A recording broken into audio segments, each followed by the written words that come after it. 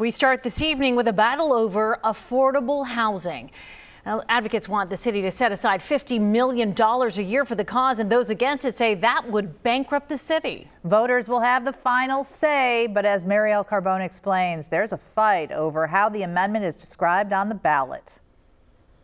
Well, take a look. Here is the difference. This is the proposed ballot language by supporters. It's pretty short, and it reads that the charter amendment will create the Affordable Housing Trust Fund, a board to oversee it and provide funding. Now, here is how it was approved by the city of Cincinnati, the Board of Elections, and this state. It's much longer, even going on to the back here. It has 3 different sections, and it gives much more detail, all of which the supporters say is misleading. We're fighting for affordable housing.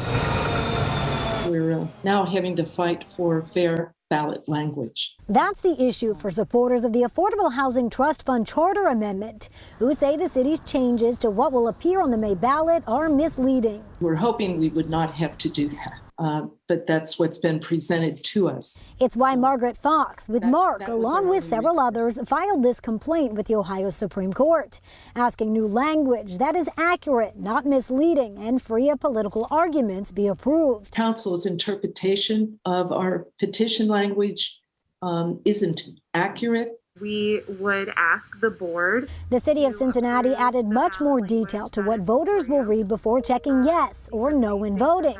Here's the original language. And here is what the Board of Elections certified last week. The additions include the mandatory $50 million annual appropriation shall take priority over other funding needs and could require the city to reduce city services. We think that that accurately reflects what the charter amendment does. There's nothing in this charter amendment that requires cuts. The complaint claims the additions aren't true and that the amendment does not prioritize this funding or demand the money come from the general fund.